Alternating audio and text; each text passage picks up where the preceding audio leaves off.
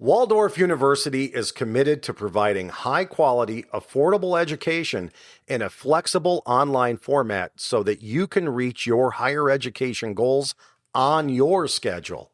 They offer over 130 fully online degrees with programs at every level designed to meet the needs of fire professionals across the country.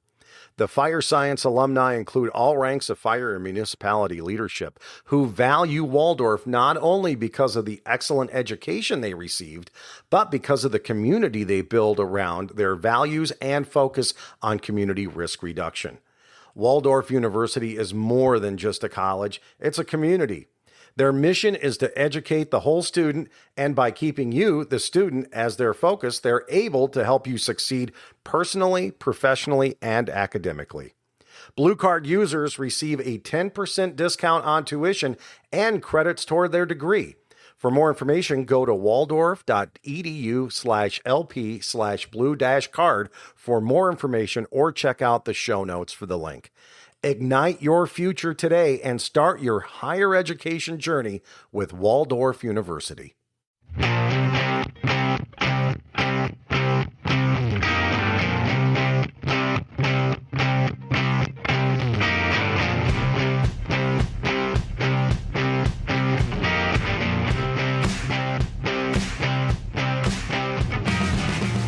Welcome to the Bee Shifter Podcast. John Vance, Josh Blum, and Chris Stewart. We're coming at you from the Sharonville Convention Center in Sharonville, Ohio, right outside of Cincinnati. We're here this week for the Blue Card Hazard Zone Conference. We have probably well over 400 all involved in this week. Incident commanders, fire department leaders, people aspiring toward those roles. So we are kind of gearing up for it. We're here getting ready, and we thought it would be a good time to sit down and get our podcast on. How are you guys doing? I'm doing fantastic. I'm glad the week's here. Looking forward to hanging out with everybody. Got a bunch of full classes, Cert Lab today, a bunch of workshops starting tomorrow. Chris and Eric are doing the critical thinking class. We got a Mayday management class with Chief Lester and Chief Fleischer and expanded command, kind of a it's not new. Well, it is a new. Really, it's all of the same tools, parts and pieces, but it's a repackaged, expanded command class. Tim Schabel, Kevin Alexander from Houston are doing that. Really, like, how do you make that transition as the incident escalates without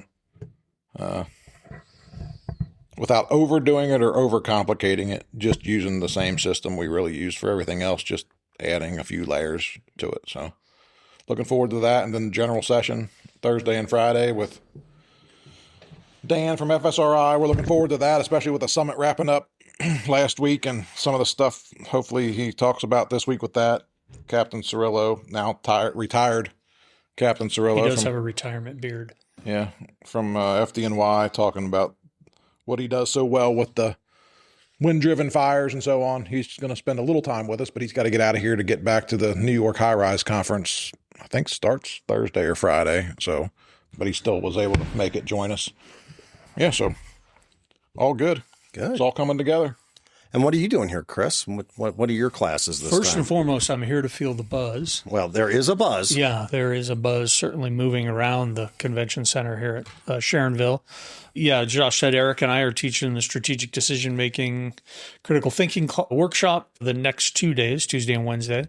And then my breakout session is on practical application of NFPA 1700 with the new NFPA 1700 coming out in January, and the guide to structural firefighting. It really is the NFPA's only structural firefighting standard that, we're going to talk about the application of that and how it all connects and where it all comes from, and really what the new and improved information in it is. If you can give us a sneak peek, what do you think a few of the highlights that we might hear this week? So I think two things I'll focus on. Number one is the strategic considerations chapter 9 of 1700 is really about size up, risk management, strategy, and incident action planning. I don't know where all that stuff came from, but that's what is really in that document. And then chapter 13 is actually an all new chapter, and that is tactical considerations for search and rescue. And that is essentially based on all the data that came out of FSRI's size up and search study and the practical application of that. And a critical part of that is size up with regards and perspective of life safety. And what does that look like from an exterior size up? Well, how do you connect all that doing a 360? And then lastly, that interior size up component, what does that actually look like? And then the task level, what does the work look like? Whether it's a door initiated search or a window initiated search, it really is all the same considerations. And, we just need to be smart about that. So whether we're doing the work or we're the incident commander, we need to have a clue about what that is, what we're asking them to do, and what the outcomes and the expected outcomes should be of that stuff. So yeah, we'll spend a little bit of time wrestling with that as much as we can in an hour and 15 minutes, which is, plenty of time to have a decent conversation. So it looks like there was, much to my surprise, quite a few people signed up for that. So I'm looking forward to talking with them. I'm looking forward to popping into your classes this week. That's going to be great. So if you're hearing this on Thursday, things are well underway. You can make it here maybe for a half day or a half day Thursday and a full day. But we still do have seats. If you happen to hear this and you're in the neighborhood, we'd welcome you to come by. Today, let's get into our topic. We want to talk about assigning a division boss. And sometimes we hear radio traffic where the division boss is just saturated with resources and or tasks or both. Let's talk about the criteria first, assigning a division boss, what that sounds like, why you do it, when you do it. Let's start with the trigger for assigning a division boss at an incident. Yeah. So John, before I jump to that, we see a lot of, they're calling it something different, but really it's the old operations position. Like somebody ends up in front of the building on the alpha side and they call it operations. But now they're calling it, alpha, or, some recent things that we got from some folks was, how does a division boss manage 11 companies? And it's like, they don't. We have a span of control, for a reason. So that kind of leads into this, that there's a bunch of decisions and parts and pieces go into assigning a division. One, it really starts with back to the critical factors thing of what is going on, how much work needs to take place, and how much resources are going to be in that position. And then location of it. Location of the work is always a factor, right? Like how far away is the work taking place? How long are we going to work in that space? Is another, potential piece for assigning the division. I always tell people, command function 1 is deployment, and assigning a division boss, regardless of, their rank, if they're going to operate in that warm zone as a true division boss with a support officer and manage that position and the work that's happening there, we need to understand their capabilities and limitations. No different than if you got an engine company with 2 on it, or an engine company with 3 on it, or an engine company with 4 on it. You can only assign them to do the work that they're really capable of doing. So just because a chief has arrived doesn't mean that they're probably potentially the best person to throw into that position. So it comes back to that. The deployment piece is really important. And that whole deployment piece starts off with, what do you have and what can you do with what you have? And the chief officer assignment, that division officer assignment, is no different at all. Chris, a little bit on the 1550 stuff that's written now with expanding command is really what it comes down to, but they kind of focus on a little bit on the division ops, the 3 or more companies assigned to any geographic space for any period of time. Yeah, I think they're really defining some critical benchmarks or triggers of actual effective supervision, right? So if you have more than 3 companies working in any given tactical position, the consideration for a supervisor to best support the work and the safety aspects of what they have going on in that tactical position, then the need to assign a division boss becomes fairly apparent, it can or should become fairly apparent. And that division boss should be helped by having a support officer of some kind. And we can put whatever label we want on that. And it can be done multiple different ways, but it's a supervisory piece, right? And so to back up to the original question is, when should we assign a division? Well, let's take a step back even from that. When should the first arriving chief officer take command? The first arriving chief officer should take command when they can make the incident command system better, when they can make the incident more effective, when they can make the incident more safe, right, for the firefighters doing the work. So now you're dealing with what's best for the customer and what's best for the firefighters. The same should be true for an IC and assigning a division boss whenever where I'm getting enough complication on the fireground where putting a division in is actually going to make the incident organization and the work that's happening on the incident more effective and safer. Then I should assign a division boss when I have one available to me and put them in that role with a clear delineation of responsibility for the division boss, and then the safety element that really should be done by a support officer. But in a lot of systems, the chief's responsible for that until they get paired up with a support officer, depending on how they do that in their system. So that ties directly to the standard, right? The standard is built on best supporting the work that's actually happening on the fireground so that we can account for the people doing the work. We can rotate them in and out of the hazard zone while doing the work. And that tends to make us way more effective at actually doing the work. And the work is the same work that we've defined everywhere: all clear, under control, loss stopped, right? Those are the objectives of the work we're doing from any given position. And so that division boss becomes really, really important to actually manage that. The other part of that is the safety element that goes along with that division boss, and how does that safety best get managed is when it is independent from the tactical level boss part of the job, it becomes ineffective, it becomes competitive, it becomes all these problems that I'm sure we can talk about at a later point here. But the standard connects directly to the work and what effective supervision in that tactical position should look like. I want to back up to something that Josh said, because I hear it doing classes once in a while, and that's the correlation between operations and this division boss. Why don't we do operations in Blue Card? Let's explain that, in type 4 and 5 incidents. Why aren't we using an operations boss? Yeah, so our entire system is designed around, type 4 and 5 incidents and generally we solve, very quickly. And we assign resources to positions quickly to solve problems. And when we talk about operations on large scale incidents, that position doesn't get set up for, a pretty extended period of time. Like it's not the 15-minute work cycle, piece. And, growing up my first 20 years in the fire service before Blue Card,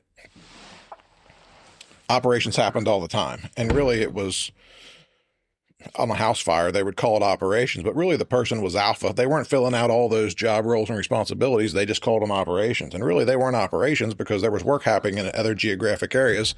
They just didn't call them, alpha as that division boss. And they really didn't have a job description. And, far too often it was basically a passing of command. I grew up in a system where the chiefs have been sitting in cars for my entire career as a strategic IC, which is fantastic. But then they'd make operations that was standing in the front yard, sometimes with a cigarette in their mouth and a radio in their back pocket halfway in the front door, talking to you with their eyes watering, saying, "How's it going?" And it's like, that was that operations thing, but everybody was talking to that person and they really weren't managing anything, right? It was a glorified company officer position, quite frankly. Yeah. They didn't have a task location or an objective. It was your operations and we're just going to put you there. And I think we need to go back to that, to the assignment piece is just like assigning a company, we assign a division boss who's arriving with maybe their driver or not the same way. They get a task, location, and objective. And that transfer, we can talk about that more. That goes a little bit different when we're assigning those people the resources and how do we get to that point in the accountability part of it. But that it really comes back to that work cycle. We're trying to get somebody there to make a difference because we have 3 or more companies in a geographic area that's doing a significant amount of work, and probably companies working in other areas, so that we can better manage the span of control component. And when we assign operations, that's just another arrow coming down from command, and they still got all these resources. So you're not helping your span of control one bit. Well, I think you and I came up in the very same time period and in similar systems. Yours was a little bigger than the one I came up in, but it always felt to me like operations was freelance command. I mean, it was somebody who was usually the hot dog officer who was running around the building and oftentimes usurping what the other orders were. I mean, that's what it felt like to me, and it really doesn't seem very well organized. So when we do put, say, an alpha division or another division boss in place, we were talking about not over assigning. So, we start off with task, location, objective. What does that sound like with the TLO that you're going to give a division boss, and really what should that TLO encompass? Well, we can Chris and I can kind of play that out of what a division boss arriving and being assigned, sounds like. But everybody being on the same tactical frequency, the division boss responding into the incident. We released a couple CEs earlier in the year that we talked about this, of assigning a division boss and where do they go. Again, they're no different than any other company. They're responding into this incident. They probably have a pretty good idea of where the work's taking place. They probably have a pretty good idea of what it sounded like on arrival. They know where companies have been assigned. They probably can judge progress of the incident. They can get there and see, even from a distance, kind of what's going on, so that they're in the best place to make, some decisions. They don't self-assign, but they're listening to all this and gathering information so that if they do get assigned, that they know what's going on, right? So it helps with everybody just being on the same page when everybody's using the same system, right? And assigning using task, location, objective comes back to the same system. Everybody evaluating critical fireground comes back to the same, system piece. They heard all the assignments. So it's like, that's where the most work is taking place. There was priority traffic from this location. There's not a division in that place. They got 2 lines in operate. It's it's pretty easy when you have a system to figure out where you're likely going to be assigned when you're coming in, if you're going to be assigned as a division boss on an incident. Yeah, so I think this whole operation thing comes from the lack of understanding about NIMS, right? Everybody wants to point to, well, we're doing NIMS. No, you're not. You are not doing NIMS for Type 4 and Type 5 incidents because it doesn't exist. Mm-hmm. It was not ever designed for that. So they took this Type 3, Type 2, Type 1 incident management position, which is operations, and they're plugging it into hazard zone management, and it doesn't work effectively because one of 2 things happens is the IC, if you're assigning operations, you're essentially handing the entire incident and all the resources and accountability and work objectives that come with it, and you now as the IC are really no longer responsible for anything because there's very little for you to actually communicate or do. And then so they either have everything and they passed the strategic level responsibilities of the incident off to somebody who's in a less effective position to be able to do it, or they put them into a position in operations, much like JV was describing, where I am responsible for the incident action plan, but I don't have to do any of the other nonsense. I'm not sizing anything up. I'm not applying risk. I'm going to manage the crews to get it on. And that's an equally ineffective position, right? So it gets confused there. And if you are in a tactical position, your job is to manage the tactical level responsibilities of companies doing work in the hazard zone. If you're in a strategic level position, your job is to manage the position and incident action plan for everyone on the fire ground. Mm-hmm. And you can't do that from a tactical position, a tactical level position. And so that's that confusion.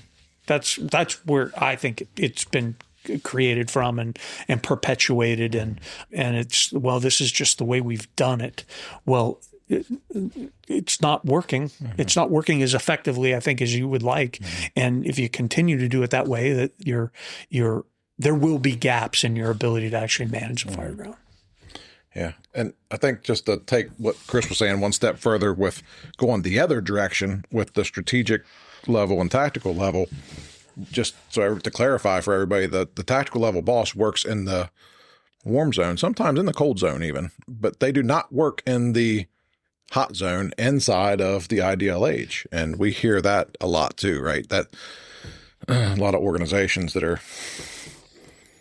we do ICS, and I don't know what that means either because there's no system to train you on ICS, but you're Chief 301, I'm making you in charge of search operations on the second floor. And it's like, now you got a chief in there inside the building with companies, and they're working with company officers. And to me, that just sends the message of you don't trust your company officers to make decisions inside the building,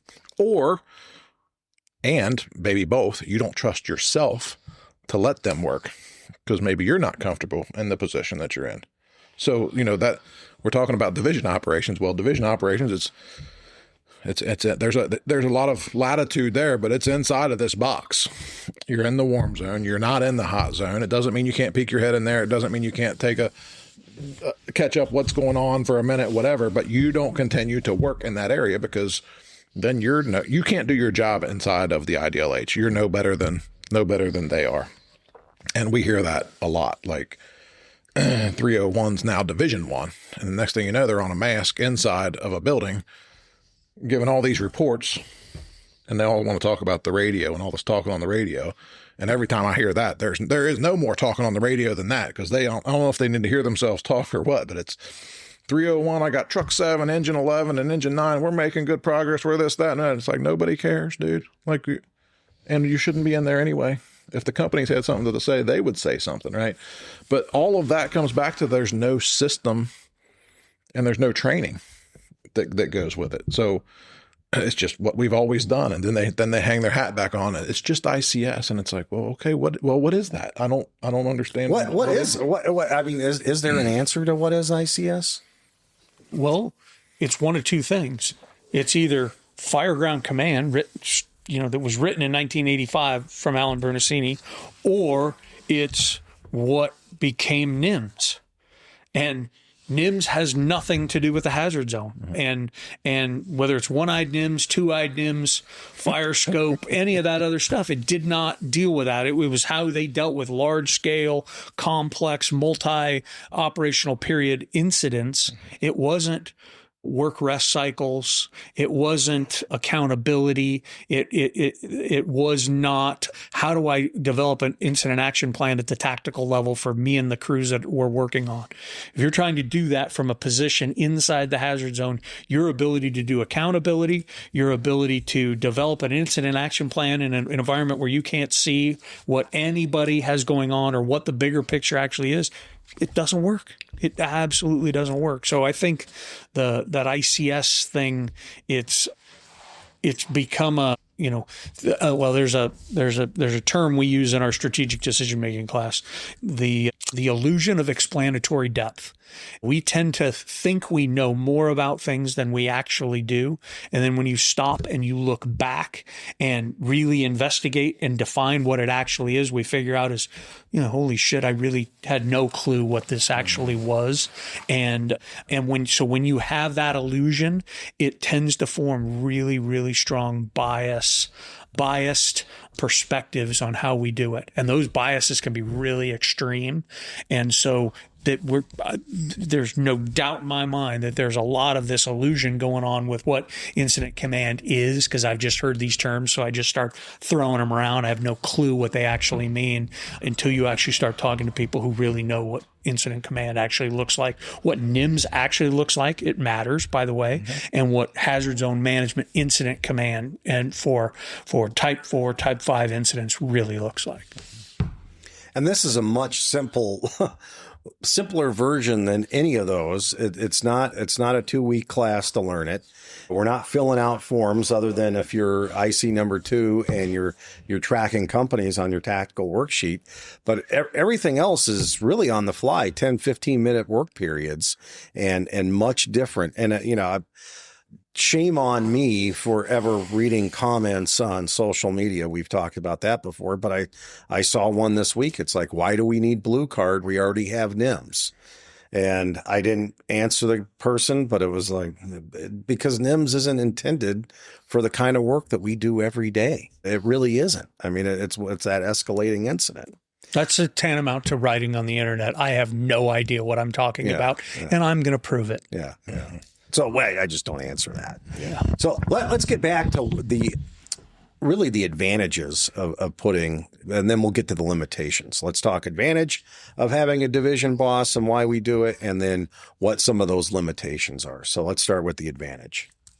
Yeah. So, the advantages are it helps us with the whole span of control thing. And span of control is really individualized. Even if everybody's on the same system, has the same training, not everybody has the same experience. So what Chris feels comfortable as his span of control might be different than mine, right? So we've all heard this 3 to 5, 5 to 7. And it's like, well, that's different at almost every fire too, because like how much risk are we taking in the division? And risk has to line back up to what work are we doing there? What is the exposure? And then who is going to do the work, right? So, there's a whole lot of parts and pieces that go into it. But the advantage is, an advantage of that is a strategic IC. You get somebody that's a little bit closer to it. And I don't mean this literally, but it's what we say, that can kind of feel it, taste it, touch it. They're not inside of it, but they're just a little bit closer to manage the work in that geographic area.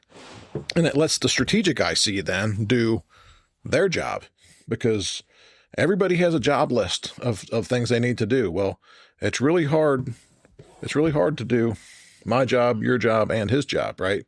So as the incident escalates, we just grow the system. So the advantage is we can do work more effectively and efficiently when we assign a division boss when the work is there to take place. It lets the strategic IC do their job. It lets the task level people be a little bit more comfortable with that somebody's there managing the bench, if you will, in that geographic area, that there's resource right there. It definitely helps us, should somebody say, Mayday, Mayday, Mayday, and we have an incident, that I have somebody in that geographic area, if the Mayday happened there, that they can manage that, and the strategic IC can continue to do their job. So, there's we could talk about this for 2 days probably of the advantages of. It's almost like we could do a workshop on it. Yeah. Yeah, we got a 2-day workshop. Yeah, the whole division ops, 2 days, yeah. And then when you add that layer of support officer, right, what Chris already said, air management, accountability, making sure our on-deck companies are actually engaged, managing everything that happens in that geographic area. A division boss goes through all 8 functions of command and uses a strategic decision-making model in the same way that the strategic IC does. They're just doing it in their geographic area while paying attention to what strategy the IC has declared for the incident and following the IC's bigger incident action plan. Yeah. But really, when you boil it down, that's 100% it. And we should probably, just in general, always be working to simplify it rather than complicate it. I think that the advantages of having a division boss in place.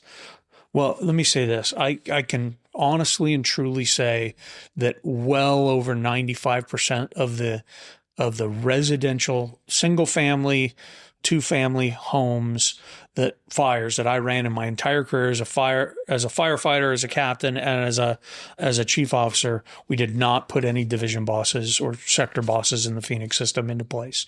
We just didn't. Looking back on it, we probably should have done it more in those times that required it.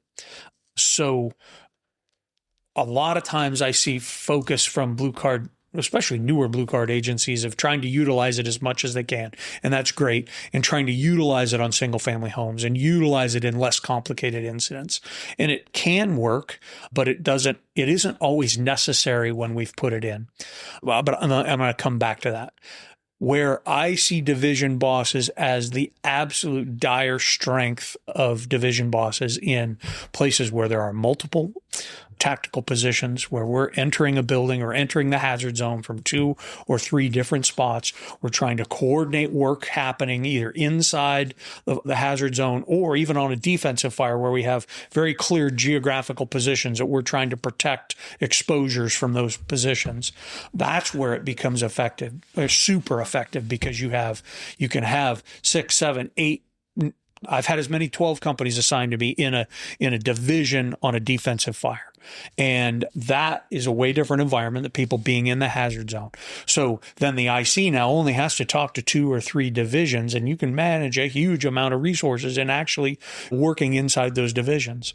When we start talking about offensive fires, it's when I want to put tactical bosses and division bosses in place, when I'm actually really worried about firefighters getting lost in the hazard zone, of us not being able to put the fire out and being able to say that as quickly as possible. And a lot of times a tactical division boss supporting crews working on the inside is a way more effective to make decisions about whether we should continue in an offensive strategy or we need to go to a defensive strategy, and having them in there early.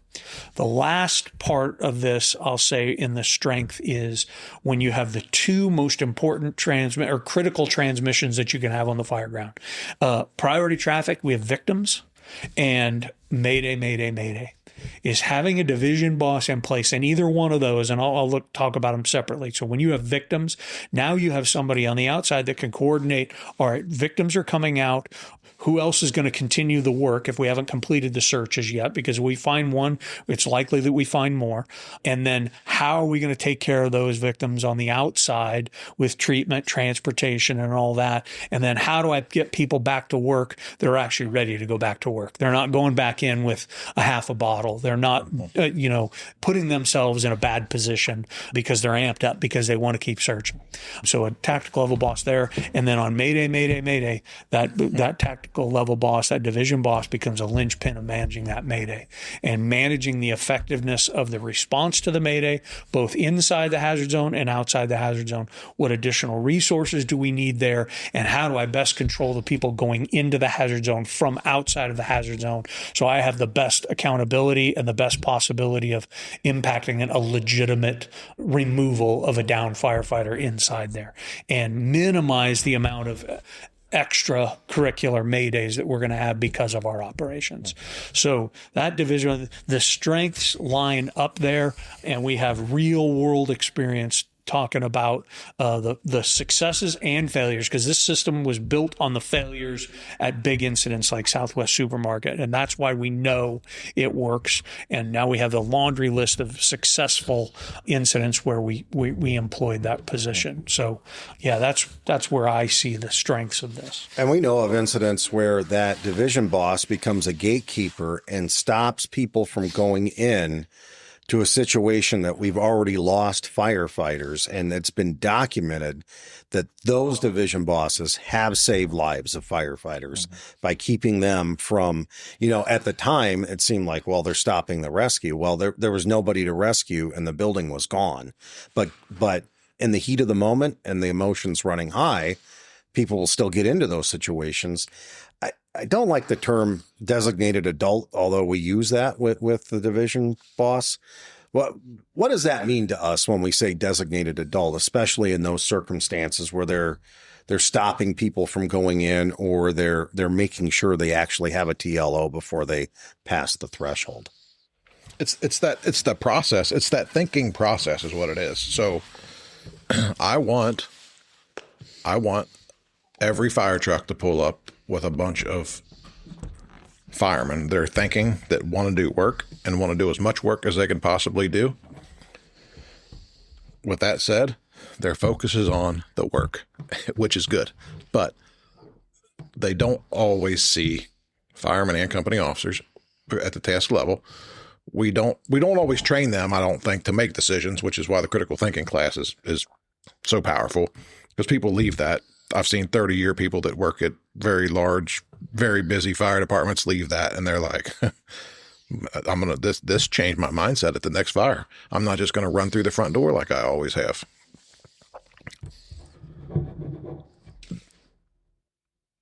We have to have somebody in place that isn't going to be as emotionally connected to it, and is going to make decisions based off of some kind of a process, and that they have a job to do in that place. And, designated adult is just that, it's that term that just floated out there as the person that's responsible for that geographic area, and that hopefully that they're using a system and trained and educated and have the experience to do the job, and they're going through a process, not just that didn't work, we're just going to do it harder task level mentality that we all have probably lived through at some point or another. This isn't working, we're going to reinforce it again. Oh, it still didn't work, and we're going to reinforce it again. And it's like, no, somebody has to be there to say, no, it's over. Like we're not going to do this anymore. But while we're talking about that, I'm going to put it out there of a benefit of a division boss. And we have audio of this one from a podcast in Georgia, where the strategic IC said, we're going to 3-story apartment building burning on 2 floors.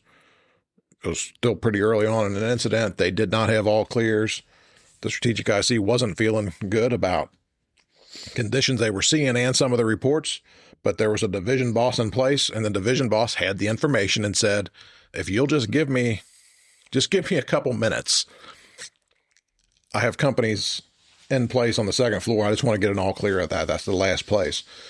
And the strategic IC accepted that because they're in the same plan. They were on the same plan, same system, whatever. It wasn't Joe Fireman inside who didn't know exactly what was going on that said, give me a couple more minutes. It was another layer of leadership on the fireground that was doing their job, had been trained to do the job. They were on the same page. The strategic IC knows who the division boss is. He knows what their capability is, but made it very clear. As soon as you get those all clears, we're changing strategies. Well, we heard that same type of audio. We hear that audio quite a bit, but we heard that same type of audio from 25 years ago from a Phoenix fire where they said, we're going to change strategies. But it was, we're going to change strategies as soon as you get an all clear, and just kind of put that out there, just letting everybody know that 2 division bosses were assigned. As soon as we get all clears of apartment 3 and apartment 4, we're going defensive. Well, the division bosses were managing those companies in those locations a little bit closer. So the strategic IC felt okay with letting that work continue to happen. And that when they said we're going defensive, that those companies were going to come out and that the division bosses were going to do their job to make sure that the companies came out. So that was just a benefit of of having the division. 2 different things, I think, on the benefit of the division boss there, and a little piece on, the designated adult. So what are the limitations of having that division boss? And as the IC, what do we need to be aware of in our role so we don't oversaturate the division boss either with tasks or units or anything else, or even, over building the objectives on an incident? How do we balance that out? What Chris said before, we have to know, you have to know your capabilities and limitations clearly, and that we shouldn't assign a division boss if it's not going to make it better. And if we assign a division boss, but then we overload them, it is not making it better either. Or we put them in a disadvantageous position. Hey, I want you to manage everybody from the front yard in Alpha. Mm-hmm. No, that's a disadvantageous position compared to having maybe multiple divisions or just the IC running it from with a better perspective. Yes. So we've had a few, correspondence via email about division boss tools, right? And, we have a model with passports and tags and a division board that we teach, but that's not the only system, right? I mean, you can use whatever you use is what you use. And one of those correspondence was about this board that Blue Card has isn't big enough for me to be the division boss and manage these companies. And it's like, well, we put some thought into that and had it out in the field and had hundreds of them out at pretty busy fire departments before we put that out. And it kept on coming back to this board of the board's not big enough. And I finally said, how many people were you talking about? And they're like, well, they made me alpha at a 3-story apartment building. I had 11 companies assigned. And I was like, well, it ain't got nothing to do with the board. It has nothing to do. I don't care how big the board is. Your brain, the biggest tool you have available to use in the division is your brain. And your brain, I don't care what tool you got, cannot manage 11 companies inside of the IDLH, which is different than what Chris was talking about. Chris is managing Delta at a defensive fire with ladder pipes and ground monitors, just making sure that we don't burn down another city block. Well, that's way different than they're crossing the threshold operating on 3 different floors at an apartment building. And so that's an incident commander's problem, right? The incident commander inappropriately assigned a division as alpha, but then gave them basically they assigned operations, right? And it's like, well, no, you could have assigned division 3. You could have assigned them division 2 and 3. You could have made them alpha and said, you're only responsible for the first floor. If that was the case, I would just make them division. You're in charge of the first floor, you're division 1. But understanding that capability and limitations is a big deal, right? So we talked about 3 or more companies operating in that geographic area. So really, if you have you shouldn't have more than 5 companies operating across the threshold as a division boss and still and be in a position of managing that. You're gonna get out of balance. Even with a support officer, you're going to get out of balance in that position, because what you still have that the support officer is managing is, in that case, if you had 5 companies inside of a building, you probably got 2 or 3 behind you on deck, which they're not in any hazard, but they still have to be managed, right? Your support officer's talking to them. Hey, these guys are getting ready to come out. We're going to have to rotate you around. All you guys got to go to rehab, that whole process, right? So when we look at all of the job description for a division boss support officer, I think it's 15 different things. I think that's in the list. When you put the 2 together, it becomes a lot. So if you take that list of 15 things and then think that you're going to manage more than 5 companies inside of a hazard zone, it's just not going to happen. So if you put somebody in a tactical position and give them the responsibility of managing the accountability, work objectives, and the incident overall, and the incident action plan for all of those companies, you've just made a strategic level boss. Mm-hmm. You have not made a tactical level boss that has a piece or a portion or a percentage of the incident. Mm-hmm. And you've made them a tactical level boss in a less effective position, right? So that doesn't make sense. So if you make them that, so a disadvantage would be to ineffectively utilizing and assigning the position with unreal expectations and then following through on it. Well, nothing bad happened this time, so it must be okay. Mm-hmm. So we're just going to keep doing it. And that's not reality. I would say that one of the other disadvantages to the system is, and it's not a disadvantage of the system necessarily, but it can be a huge disadvantage in the training, is if you don't trust the people that you're putting in key positions to actually give you good information and be able to act on that information, then you might as well not have a system, right? Because your system can't outperform the people doing the work. And so you need to raise the bar on the people that are actually going into those positions. And if you run over them or you ignore them every time you put them in the position, then you have a disadvantageous process going on there that you have to fix in other ways. You're not fixing it on the fireground. I always have to wrap sports into this, right? You can have the best quarterback out there in the world, but if the rest of the team around them sucks, they're going to suck. And you can have the best team on the field, and they're going to make some shit happen. But if your coaching staff sucks, you're going to suck, right? And vice versa. You can have the best coaching staff in the world, and if the players suck, they suck, right? Yeah. So, a piece of that is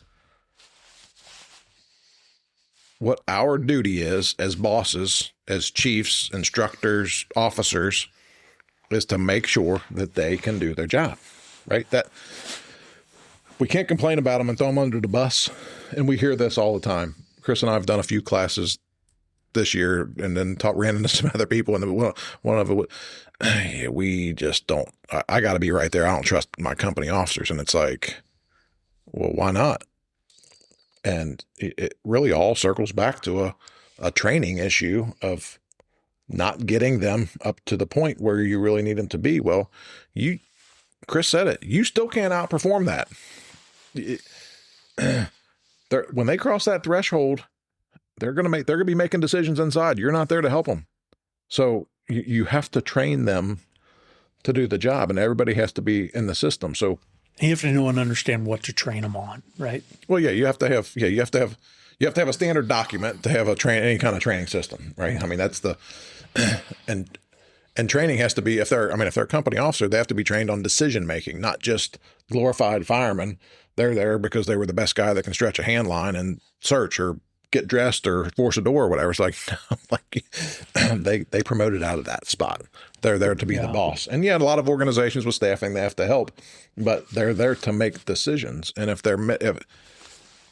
we're missing that piece and we don't trust the people who are arriving there to provide service to the community, then it is on the organization to make sure that we do whatever we need to do to train them, to get them up to speed and caught up. And Chris and I have this conversation quite a bit. I think it already came up today. Is it you don't trust the people that are in those positions, or is it that you aren't comfortable and you don't trust yourself? And you have to look in the mirror, right? Like, I don't feel comfortable with this. Well, why don't you feel comfortable with it? Is it them or is it you?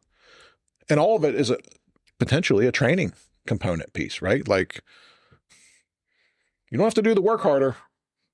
Maybe you should train harder and put more time and commitment into that, right? It's that 10,000 hours, if you will, in the position to be a true professional. Yeah, the training of the brain. This isn't forcing a door. This isn't a single person 24-foot ladder race. This isn't all the unique things that we see going on right now at the task level training. And I'm not belittling them at all. They actually can. We have to have it. Yeah, 100%. But I actually have to train people to think as much as I train people to actually do skills. Mm-hmm. And if we're not thinking like ICs, thinking like division boss, thinking like support officers, thinking at strategic tactical task, then we are not going to be effective at managing any of that. Mm-hmm. That's just the way it's going to be. Mm-hmm. Guys have any other thoughts on division bosses before we wrap up that conversation? I think this is the second podcast that we've done on it. And I know the reason why we came back and talked about it today is because exactly what Josh was saying is we're hearing of these incidents where they are putting way too many resources into that division boss and really overloading it. So you started to get into it, Josh, and I think just let's circle back and reiterate. If you're a senior advisor, you're getting into the command post and you hear this going on, what is going to be your advice to that IC to start to pare that down so there aren't so many resources within one division? And you started talking about splitting up floors or whatever, but how do we do that? Yeah. I mean, just because of an incident started with I had a division in one place doesn't mean I can't keep adding layers and put divisions in other places. So, I mean, if we were talking about a big box and I started to make my fire attack on Alpha at Sam's Club and I realized, this ain't going to work. I'm more than 170 feet inside the front door. I'm going to have to resign a new position and go from the Charlie side. Well, then I'm just going to end up with Alpha and Charlie. But Alpha's not going to run the whole thing, right? We're going to divide it up. We assigned companies based off of critical factors. A critical factor in that case was I couldn't reach the seat of the fire. We're going to a new position. We don't just go there just because we started with this. We're going to reinforce that, and then we'll figure that out. We'll just say we're at the Drury Inn, 2 blocks away from here, 8-story hotel, and I started out and I'm on the 5th floor, and I assign a division boss to be in charge of the 5th floor. Well, if I end up with a bunch of companies on 6 and 7 because it was running vertical fire in a stack or whatever, I might end up with division 6 and 7 or whatever, right? If I assign the division based off of how much work is taking place there, is it going to make it better? and how many companies are working in that geographic area to solve the problem. I'm at a 3-story apartment building. I'm not calling it alpha. I'm going to assign it to it's going to be a floor. I'm going to make the fire's on the 2nd floor. I'm making you division 2. That's where the most work's going to take place. In our 3-story apartment building, when the fire gets into the attic, we end up assigning division 3. Fire started on the 1st floor, runs to the 2nd, and the 3rd. Exterior fire gets into the attic. Typical thing. We see it every day all across the country. Well, I assigned division 3 there. Well, if we realize that the fire's running on division 2 and I'm going to have a bunch of companies there, then maybe I'll end up with a division boss there too. So like, is the senior advisor role or the support officer and getting in the car with somebody, wherever, everybody should be making decisions, right? So I never have had a problem in my career saying something like, did we think about this? Should we think about this? Do we know that we got alpha in place and they have 11 companies right now, and clearly they can't manage it? Like, it's not good for the system. It's not good for them. Like, we're making it worse. What can we break this up and make division 3's got 4 companies? Well, we're going to assign another chief and make it division 3. Alpha, you're responsible for the 1st and 2nd floor. Car 301, you're going to be division 3. Let me know when you're in place. I'll give you a rundown of your companies. Everybody's got to be on the same page. We got to communicate that. Ideally, we wouldn't put ourselves in that position from the get-go of making alpha where they're going to be in charge of 3 floors like that. But I mean, it can happen, right? But I think you can have a discussion to not end up in that position by just not making alpha at a 3 or 4-story apartment building where you're going to be operating on multiple floors. And we hear that, all over the place from different organizations. And I'll just throw out a couple of other ones. So the Lincoln, Nebraska that we did a podcast on. So they end up with strategic IC and 2, in the end, actually 3 division bosses. And the division bosses were responsible for different buildings. So it started out in one building, defensive, spread to another building, ends up going defensive. They were offensive or operating inside of another exposure building. And command broke that up because I think they ended up having 23 companies there, and they managed it with strategic IC, 3 division bosses, and then there were still companies that were staged. So they kept that 3D deployment. So that was several houses on fire. Yeah. That was half the neighborhood is on fire. Big homes, not 1,100 square foot slab houses. Yeah. These were wood frame with basement, 3.5 story big houses, right? In a snowstorm, right? So, kind of a note to leave it with, I think, on the division stuff is you have to have a policy. You have to train on it. Everybody's got to be on the same page. You have to exercise it. And then you have to be willing to talk about it when it didn't work and look at the real problem, not look for other problems. Right. So just because there's a connection, an example, there's a connection with this accountability piece to this board. The causation problem was that person was assigned too many people. It ain't got nothing to do with the board. It was just a connection between those 2 pieces. So, yeah, and I think we should probably come back at another point and talk about the components within a division and really what on deck is in a division. And because I've had a couple classes lately where they've confused the purpose of on deck in a division and all of that. But that is a component of a division boss managing on deck companies. Mm-hmm. And when you're on deck, you're assigned to a particular tactical position as an on deck company. And so, we can hammer on deck another day. Well, great conversation. I appreciate what you guys brought to this today. Hopefully we answered some of those questions that folks have about either oversaturating a division with resources, how to manage it, how to troubleshoot it if it does happen, and break it up. And as always, our email information in the show notes. You can get a hold of one of the guys, and we'll get you more information and answer questions further. Before we go, timeless tactical truth. You know it. It's a timeless tactical truth from Alan Brunasini. By the way, we have the brand new Timeless Tactical Truth books available, the reprint, I should say. It's the same Timeless Tactical Truths, but we reprint it. So it is now available at the Bee Shifter store. And this one, oh God, I love this one. If a fire is an emergency to the fire department, who would you call? We see people who, you know, they run systems that are based on luck, and the luck runs out, and then it's a huge emergency. Who would we call? You know, there. I think another one that Chief Bertocini used to say, there is no 912. You know, it's like, oh, we need the super firefighters here. They're, you know, the 911 guys aren't getting it. Yeah. So having a system that is clear, has clear expectations, training on that system, and then evaluating how you actually do in the real world tends to bring a level of competence, and it tends to bring a level of integrity to the system and the process and how you run incidents. When you have that competency and when you have that integrity, people tend not to get crazy on the radio. They tend not to lose their mind and yell and do all that other stuff. And one of my favorite parts of teaching Train the Trainers for us is when we get to day 4 and we set everything up with the Mayday operation stuff, and then we actually engage in Mayday simulations, is being in the middle of those simulations and looking at the people that are running it and going, hey, how come we aren't screaming and yelling on the radio right now? We're having a Mayday. Like, isn't it okay to scream and yell on the radio? No, it never is, right? It never, ever, ever is to a professional.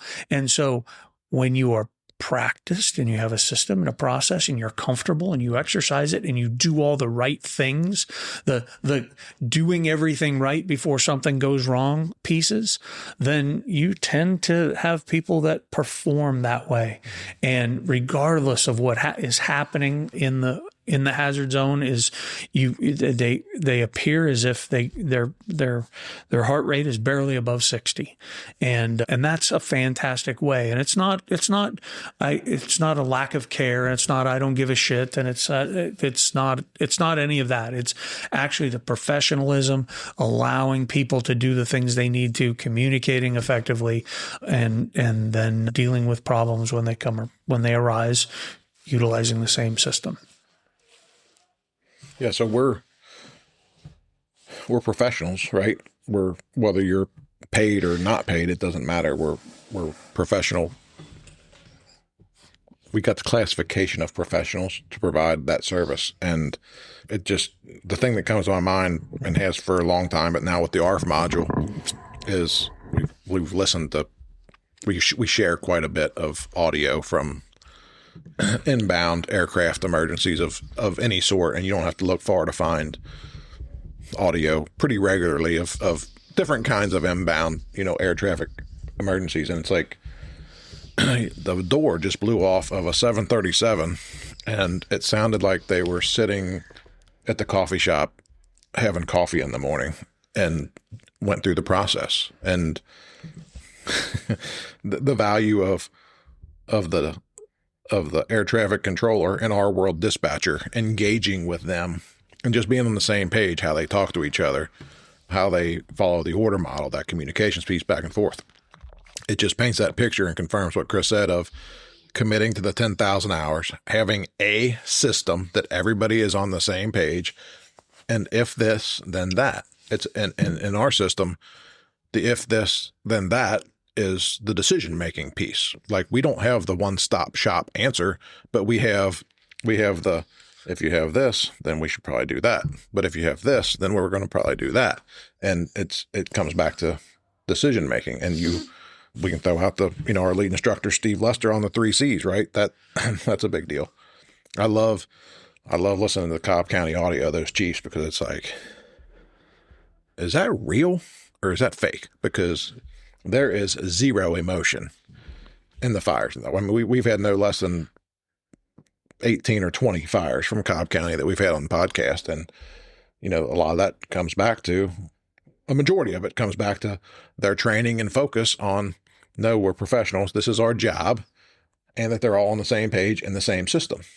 It's not the all the bell rings. Let's go get them, boys. And it's like, their guys are going to do work. I mean, clearly they do as much work, I think, as anybody, but they're professionals and they're on the same page and they have the same system. And I know the task level job, you know, the tactical level job, you know, strategic level job. We all know that we can't outperform each other, but we're all on the same page. And there's priority traffic. We got a victim.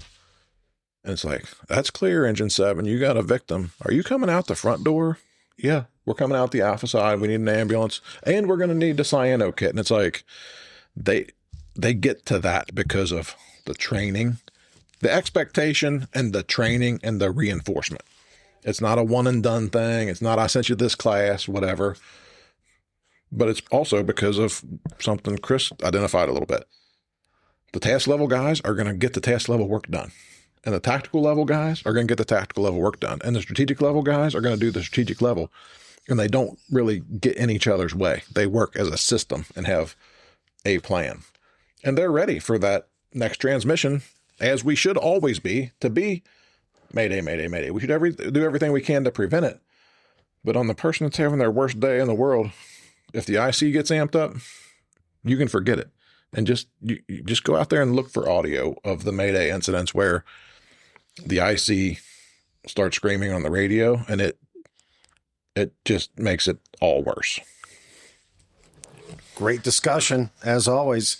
Josh and Chris, thank you today for being on the B Shifter podcast. And that'll wrap it up for us today. We appreciate you listening. Make sure to subscribe and tell your friends if you haven't already. And we'll talk to you next time on B Shifter.